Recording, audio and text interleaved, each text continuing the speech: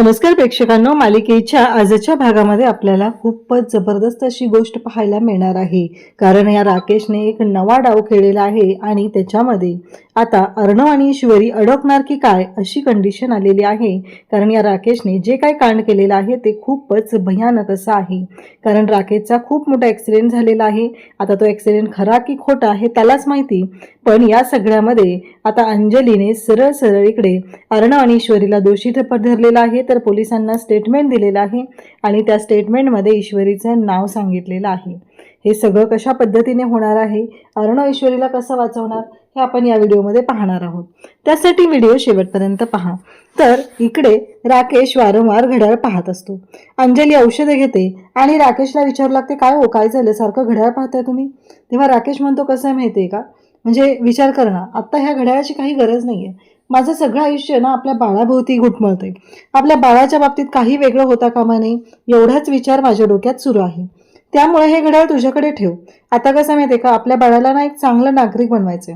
मान्य आहे मला, आपण त्याला ना हॉस्टेलला ठेवूया, घरी नको ठेवायला. कारण कसं आहे की त्याच्यावरती चांगले संस्कार होणं गरजेचं आहे आणि त्याला सगळं सहज मिळतंय असं वाटायला नको आहे. कारण या घरात जर तो राहिला तर सगळ्या सुखसुविधा त्याला मिळतील, ती गोष्ट मला नको आहे.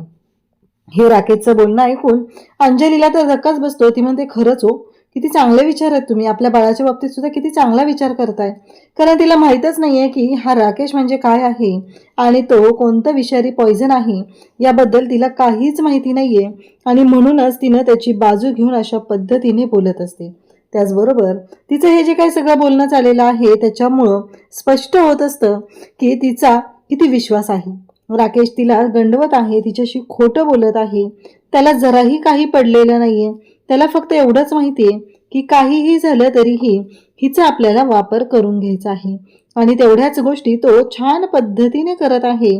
कारण काही झालं तरीही आणि एकदा का ही अडकली की मग आपला फायदा होणार आहे एवढंच त्याच्या डोक्यात आहे. तर इकडे आपल्याला पाहायला मिळतं की वल्लरी तेवढ्यात तिथे येते आणि म्हणते, अंजली अगं मी देवळात चालली, तू येतेस का? तेव्हा अंजली म्हणते की नाही, नको मामी, तसे 4 वाजता ती ईश्वरी सगळे पुरावे देणार आहे ना, तर मला बघायचंय काय होतंय ते, असं ती सांगू लागते. आणि तेव्हा म्हणते की नाही, मी नाही येणार आहे. तेव्हा वल्लरी म्हणते, अगं जाऊन येऊ आपण लगेच. तेव्हा राकेश तिला म्हणतो की अगं जा तू, काहीच प्रॉब्लेम नाहीये आणि तू कशाला एवढा विचार करते, काही होणार नाहीये, मी आहे ना आणि तू येशील ना तोपर्यंत. आणि असे काय पुरावे आणणार आहे ती माझ्या विरोधात? ती माझ्या विरोधात काहीच आणू शकत नाही, एवढं लक्षात ठेव, असं तो मुद्दाम तिला सांगतो. कारण इकडे आता वल्लरीला सुद्धा माहिती आहे की या प्लॅनमध्ये पूर्णपणे आपण यांना अडकवत आहोत आणि हा राकेश आहे तो पूर्णपणे अडकला जातोय. कारण राकेशला अडकवल्याशिवाय पुढच्या गोष्टी नीट होणार नाहीत हे वल्लरीला चांगलंच माहिती आहे. आणि मग राकेश स्वतःहून आता सांगत आहे की तू जा म्हणून. हे ऐकल्याबरोबर इकडे अंजली म्हणते की ठीक आहे, मी येते. मामी तू म्हणतेस ना म्हणून मी यायला तयार झाले, परंतु मला बघायचं आहे की ती ईश्वरी नक्की काय करणार आहे आणि तिच्या डोक्यात नक्की काय चालू आहे, असं इकडे ती सांगायला सुरुवात करते. त्याच वेळेस पाहायला मिळतं ते म्हणजे की आता वल्लरी म्हणते की चला, ह्या राकेशचा चांगलाच अर्णवने आता बँड वाजवण्याचं ठरवलेलं आहे. म्हणजे सगळेजण अगदी फुल तयारीत असतात, काय होणार आहे हे सगळं चाललेलं असतं, परंतु मध्येच काही गोष्टी वेगळ्या पद्धतीने घडत असतात. इकडे राकेश खुश असतो, पण वल्लरीही तेवढीच खुश असते की सुंटे वाचून खोकला जाणार आहे आणि या राकेशचा पर्दाफाश होणार आहे. इकडे त्या दोघी जणी निघून जातात. राकेशला मात्र खूप आनंद झालेला असतो की चला, गोष्टी माझ्या पद्धतीने होणार आहेत. इकडे आकाश आता नम्रताला भेटायला तिच्या क्लाउड किचन मध्ये आलेला असतो आणि येताना तिच्यासाठी चॉकलेट आणलेलं असतं. नम्रता म्हणत असतो, आकाश सर. तेव्हा तो सांगतो की हे तुझ्यासाठी आणले, आज मी खूप खुश आहे, असं म्हणत तो चॉकलेट नम्रताच्या हातात देतो. आणि नम्रता म्हणते, काय झालं? तेव्हा आकाश सांगत असतो की मला ना डाऊटच होता, तो जो राजेश आहे ना त्याचा पर्दाफाश होणार आहे आज.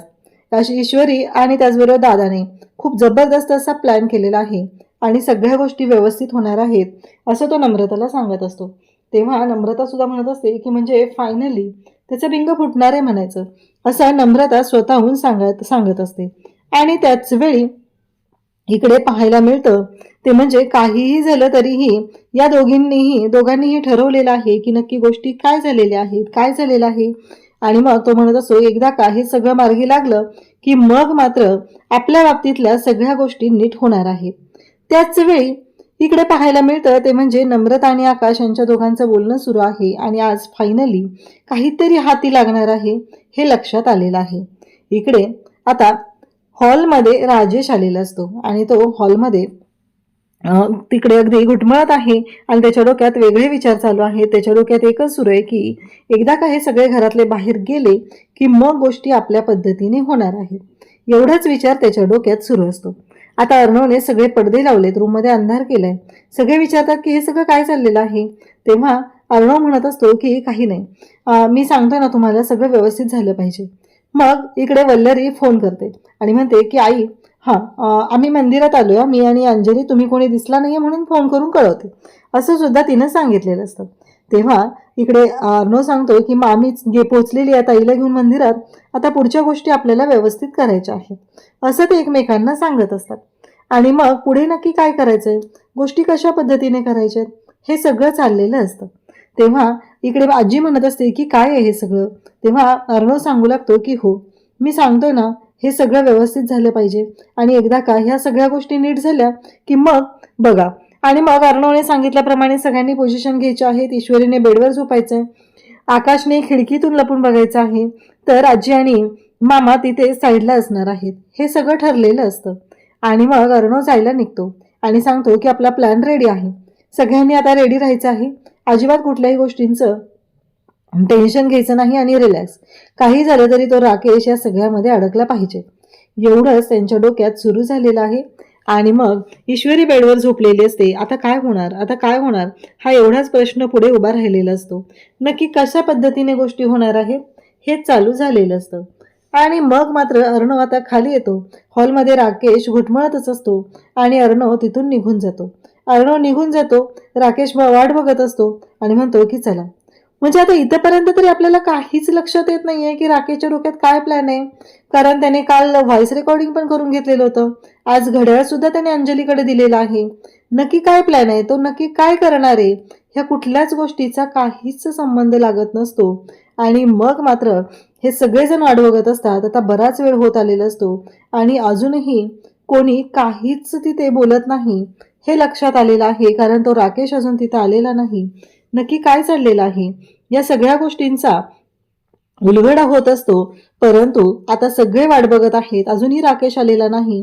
आजी आणि मामा म्हणत असतात की काय प्लॅन आहे नक्की यांचा, काय होणार आहे आणि कशा पद्धतीने काय करणार आहे ते पुढं, असं ते विचारत असतात. इकडे अंजली मात्र चिडलेली असते. ती म्हणत असते, तुला म्हटलं होतं ना मामी, नको एवढ्या लांब यायला, बघितलं ना 4 वाजले आता, तरी तू काही ऐकायला तयार नाहीये, किती ट्रॅफिक लागलं, मला माहित होतं ना इथे ट्रॅफिक लागणार आहे.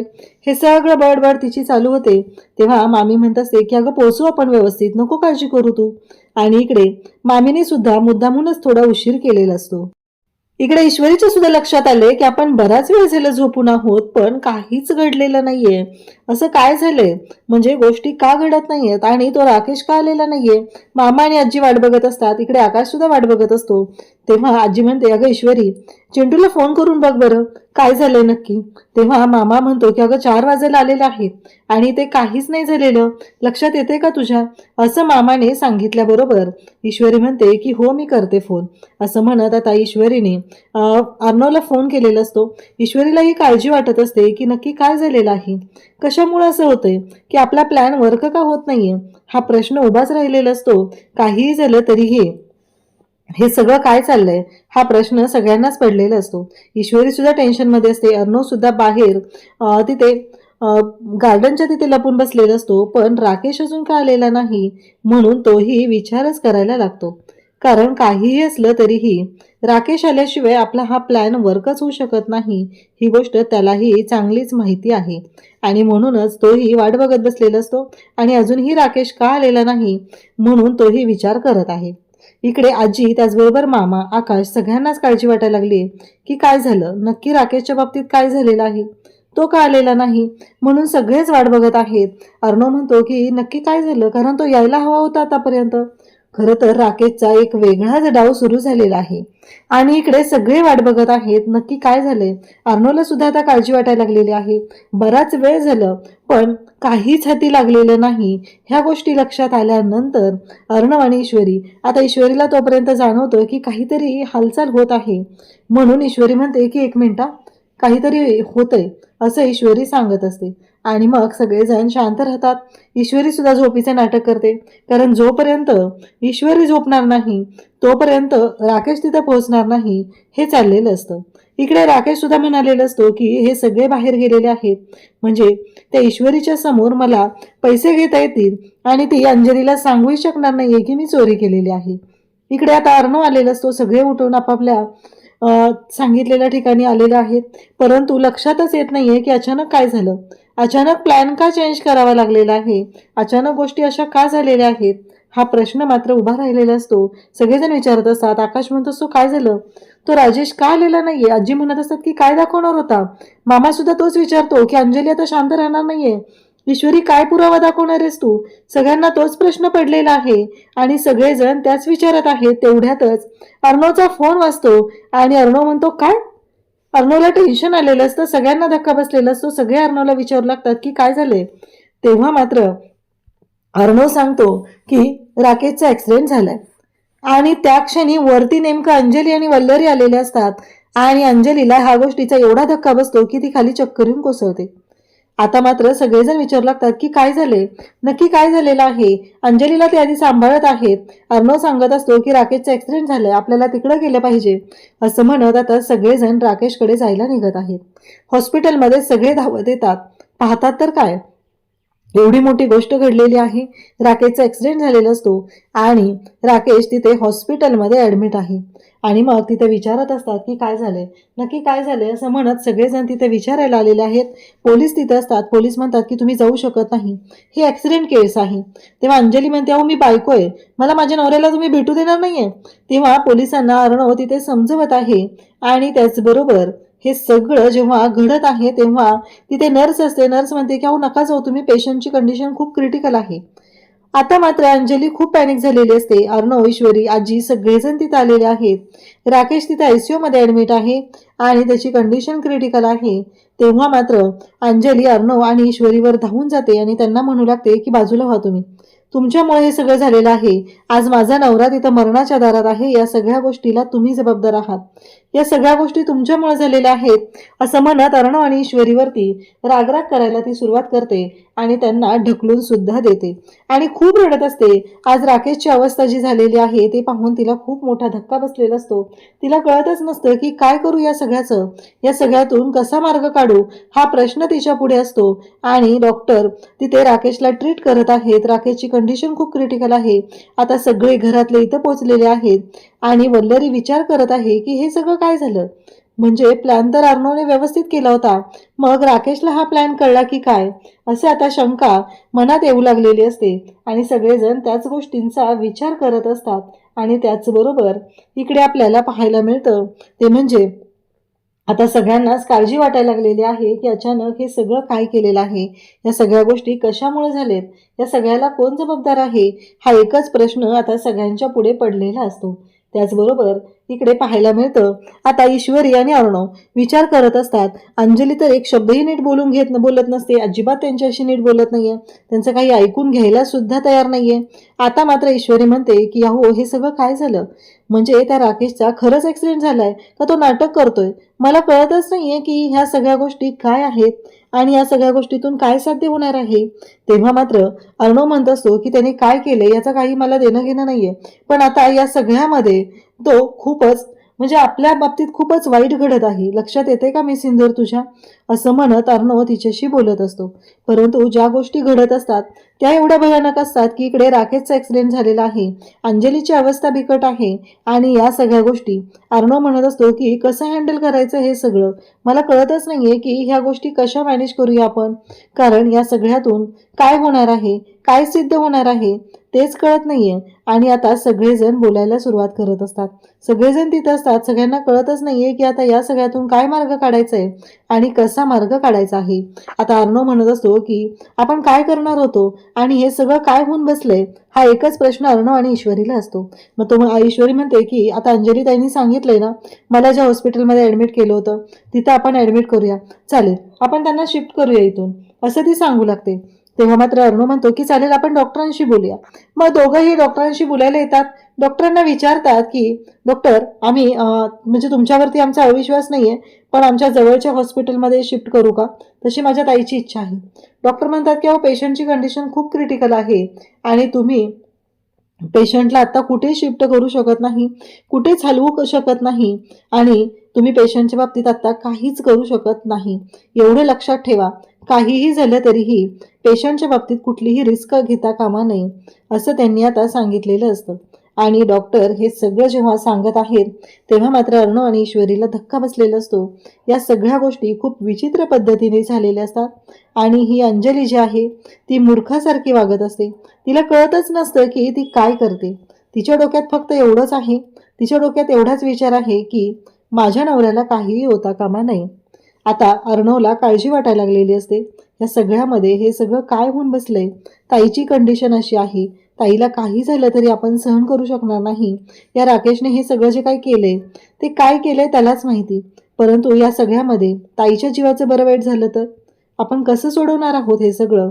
हा एकच प्रश्न आता पडलेला असतो.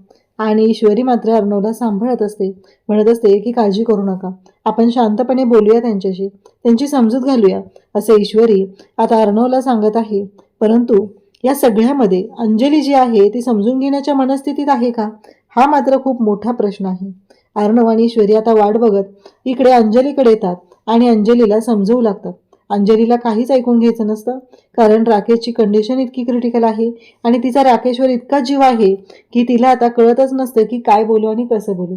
तिला फक्त एवढंच माहिती आहे की राकेशच्या बाबतीत जे काय झालेलं आहे ते चुकीचं आहे. अर्णव आणि ईश्वरी दोघंही तिथे येतात आणि तेव्हा अर्णव म्हणतो की ताई, मी डॉक्टरांशी बोललो, पण डॉक्टर म्हणतात की पेशंटला शिफ्ट करू शकत नाही, पेशंटची कंडिशन सिरियस आहे, त्यामुळं आपण पेशंटला इथून कुठेही हलवू शकत नाही. असं ऐकल्याबरोबर अंजली मात्र ओरडायला सुरुवात करते. ती म्हणते की बाद झालं, मला तुझ्याकडून काहीही ऐकायचं नाहीये, तुझ्याकडून कोणतीच अपेक्षा नाही, कारण तू काय करू शकतो हे मला चांगलंच माहिती आहे. तेवढ्यातच इन्स्पेक्टर साहेब तिथे येतात आणि ते म्हणत असतात की हे जे 2 लोक आहेत यांनी राकेश म्हणजे राजेश भोसले यांना हॉस्पिटलमध्ये ॲडमिट केलं आणि पोलिसांना सुद्धा इन्फॉर्म केलेलं आहे, यांच्यामुळे त्यांचा जीव वाचलेला आहे. अंजली मात्र त्या लोकांकडे जाते आणि त्या लोकांना म्हणत असते की खरंच मी तुमची खूप आभारी आहे. तर ॲक्सिडेंट नक्की कसा झाला? ॲक्सिडेंट असा झाला की ते दोघंही बसलेले असतात तिथेच. राकेश सुद्धा चहाच्या टपरीवरती येऊन बसलेला असतो आणि मग राकेश उठून चाललेला असतो. तेवढ्यातच एक ट्रक येतो आणि त्या ट्रकने उडवलेला आहे असं सांगितलं जातं.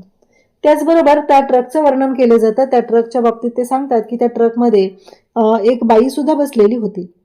आता मात्र धक्का बसलेला असतो. हे सगळं काय आहे? त्या माणसाने जे सांगितलेलं आहे ते ऐकून तर खूपच मोठा धक्का बसलेला असतो. अंजली म्हणत असते काय? म्हणजे त्या ट्रकमध्ये एक बाई होती, तुम्ही त्याचा नंबर तर 77 असं काहीतरी त्या ट्रकवरती लिहिलेलं होतं, असंही ते दोघं जण सांगतात. कसं आम्हाला जास्त लिहिता वाचता येत नाहीये, पण साहेबांचा जीव वाचला पाहिजे आणि त्याचबरोबर हे सगळं जे काय आहे ते खूपच भयानक असं झालेलं आहे असं म्हणत ते दोघंही आता राकेशसाठी प्रार्थना करत आहेत. म्हणजे कधी कधी असं वाटतं की हे जे काही आहे ते भाड्याने आणलेली माणसं तर नाही आहेत ना तिची अबोली जबाब देण्यासाठी. हे सगळं राकेशचं तर कारस्थान नाही आहे ना, हॉस्पिटलमध्ये मॅनेज करणं वगैरे ह्या सगळ्या गोष्टी हे आपल्याला पुढे पाहायला मिळणार आहे.